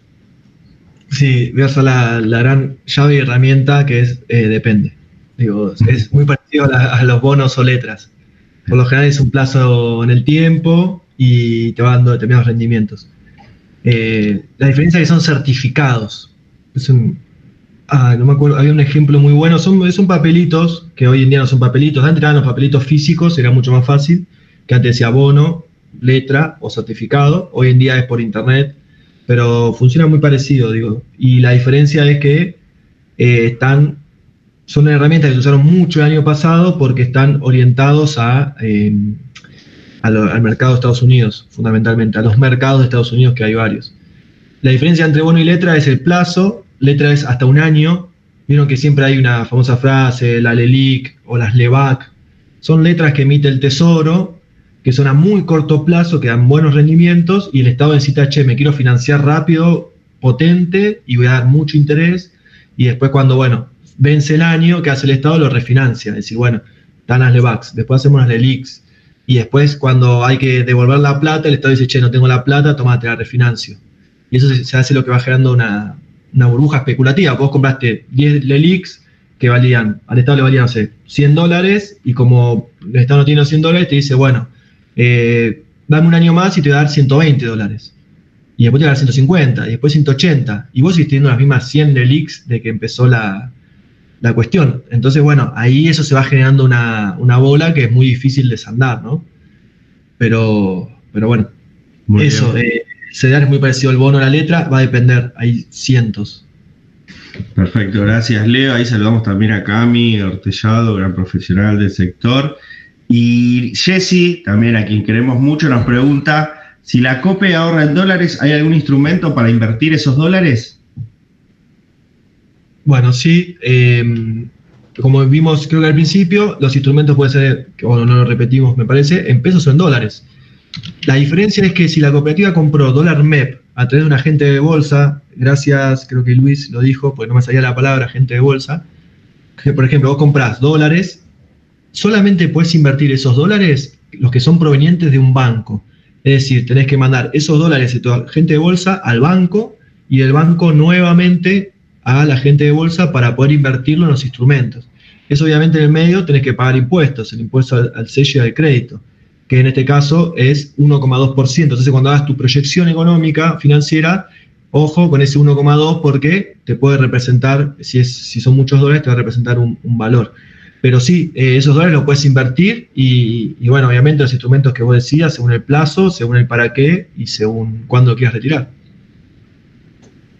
Muy bien, gracias, Jessy, por venir y confiar en nosotros hace tantos años. Una pregunta de Oscar, un tanto compleja y larga, que quizás necesite mayor análisis, pero cumplo en hacerla. Respecto a la producción y la situación económica y financiera, ¿cómo haces para sacar un costo y luego poner un precio en el mercado cuando tenés una forma de producir en forma fordista y no llegás con la capacidad de trabajadores a completar esa línea de producción? O sea, más velocidad en la producción. Se te extiende el tiempo de producción y por lo tanto el producto final. No puedes abaratar el costo de tu mercancía. No sé si se entiende la consulta, si no la copio. Ahí Bruno es experto en eso, así que... Excelente. Ahí, a ver si la puedes copiar porque me perdí un poco Ahí va. tan larga.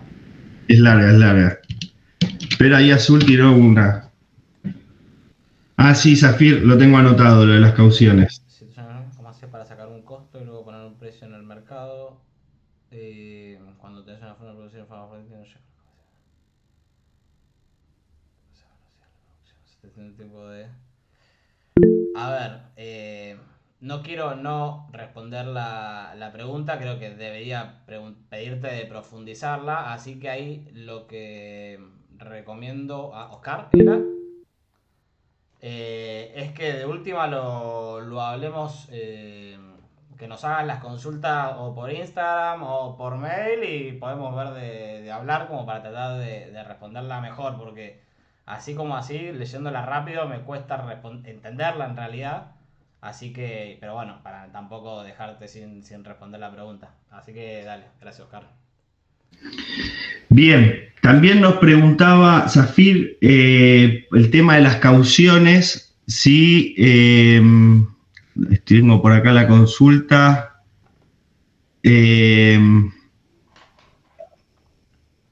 ¿Las cauciones podrían ser un instrumento útil a corto plazo?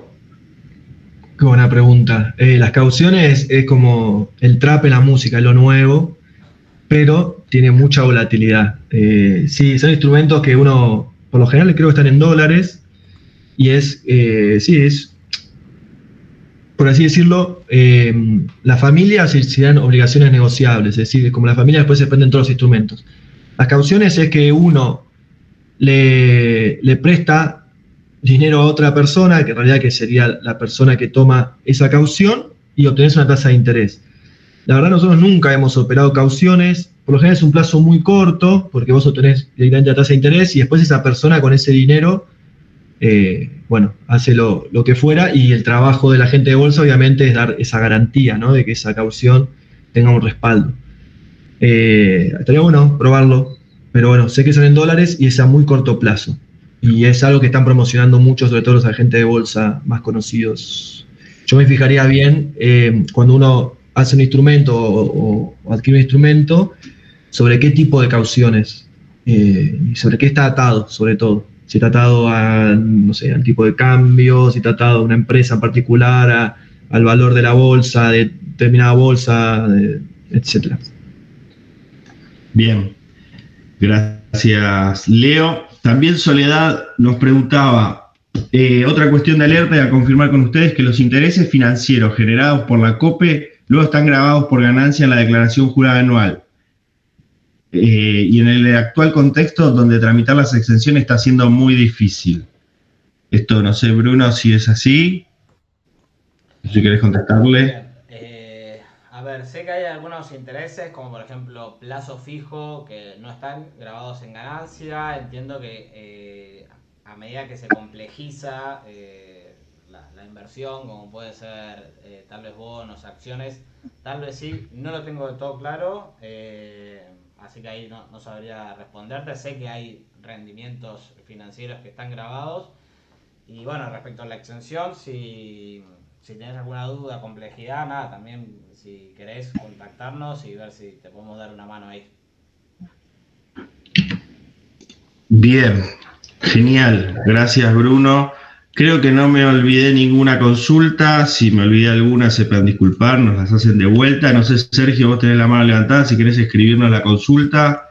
Si no, vamos a ir cerrando. Queremos agradecerle un montón por quedarse hasta el final. Ha sido un placer compartir esto. Recuerdo dentro de 15 días, el martes 26, en el mismo horario, le estaremos enviando el link. No sé si vamos a usar el mismo. No, le vamos a... ¿El mismo? Bien. Vamos a usar el mismo, así que los que lo tienen ya guárdenlo. Si no, nos los vuelven a pedir. Si tienen dificultades, revisen el correo spam. Puede ser que les llegue ahí también la invitación. Y bueno, nada, recuerden seguirnos en las redes, que nos ayuda un montón, visitar nuestra página, estar comunicados y bueno, agradecerles. Y nos vemos dentro de 15 días. Esperemos que sea de utilidad y gracias por estar. Ahí hicieron 2 preguntas más, justo. A ver. Yara. Sí, Yara. Yo había preguntado sobre fondos indexados. Esa me pareció verla ahí, no me acuerdo bien la pregunta. Sí, los fondos comunes de inversiones eran lo mismo que fondos indexados.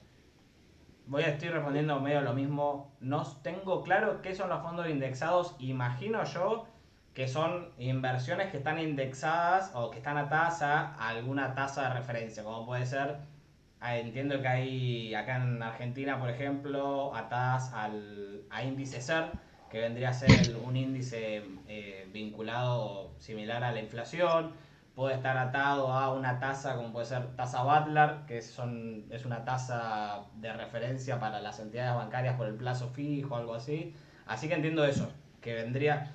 Por ende, un poco la respuesta tal vez es no, porque los fondos comunes de inversión, como decía Leo, pueden subir como pueden bajar también nominalmente. En cambio, entiendo que los fondos indexados y además están atados a una gran cantidad de inversiones financieras. En cambio, los fondos indexados entiendo que están atados a un índice en particular. Y sobre las billeteras virtuales... no recuerdo, creo que era si se podía invertir a través de las billeteras virtuales, y bueno, un poco la respuesta es que sí también. El caso, bueno, los casos creo que el más conocido es Mercado Pago, que vendría a funcionar, creo que técnicamente no es lo mismo, pero vendría a funcionar o vendría a ser como un fondo común de inversión, el cual hasta hace un ratito, seguramente, como decía Leo, vayan a bajar los fondos comunes de inversión, pero hasta hace un ratito estaba dando 80 y pico %, bueno, lo mismo con Walla, bueno, todo ese tipo de billeteras virtuales que cuando apenas las abrís a estas cuentas te pide la opción de invertir el dinero que tenés. Si ustedes no autorizan a la billetera virtual a invertir el dinero, no va a generar intereses. Así que bueno, es una buena opción porque es de libre disponibilidad, no es que es de liquidación inmediata, digamos, no es que tienen que rescatar el dinero y te lo dan en un plazo. Muy bien, Bruno, muchas gracias. Luciana también ahí me mandó de nuevo la pregunta. No es, digamos, la temática que estamos viendo hoy de cómo lograr mayor autonomía. Es una pregunta compleja. Si querés, podés escribirnos y lo podemos ver por otra vía. No entiendo bien a qué te referís con algún tipo de autonomía. Las cooperativas somos autónomas, podemos hacer todo tipo de transacción y trabajo, con lo cual... No sé bien cuál es la distinción que haces entre asociación civil y cooperativa en ese sentido, pero tened en cuenta que tenés libertad de acción para poder hacer lo que quieras. En ese sentido, siempre dentro de los límites del estatuto y de la ley, es lo mismo. O sea, podés adquirir préstamos, espacios edilicios, etcétera, siempre que estén dadas las condiciones y que la entidad acepte a la cooperativa como tal. Así que en ese sentido... Nada, la autonomía de la cooperativa está dada por su propio estatuto y por su propia actividad. Bueno, muchos saludos, muchas gracias. Gracias, Zafir, por ahí compartir una tecnicatura en gestión de cooperativas. Obviamente vayan a visitar también ahí a los compañeros y compañeras. Y bueno, si no quedan más consultas, Sergio y Bárbara, si quieren mandar la consulta por correo. No habilitamos el micrófono como para que esto no se extienda y no se vaya tanto, así que si les parece y quieren hacer la consulta por correo, será contestada. Si no, pueden escribirla antes de que demos cierre, si no, los despedimos y les una cosita a los fondos indexados que me quedó ahí, perdón que retome. Por lo general están indexados a índices y son más que nada orientados al mercado europeo. Por eso, por ejemplo, los BBVA, bueno, todos los bancos europeos juegan mucho con eso. Son índices que son muy estables, por lo general son más a largo plazo y son estables, o sea, da menos rendimiento, pero sabes que hay cierta estabilidad, están buenos. Bien. Nunca aplicamos, pero están buenos. Gracias, Leo. Perdón, un poquito cerrada, tranqui. Bien, bueno, creo que estaríamos entonces. Mil gracias por participar, muy contentos de la gran cantidad de personas que estuvieron, de distintos lugares del país, de otros países, como dijimos también. Así que ojalá que les haya servido y que nada, se mantenga también el mismo número para el martes 26. Ahí van a trabajar un poquito ustedes, así que nos vemos. Chao, nos vemos. Gracias.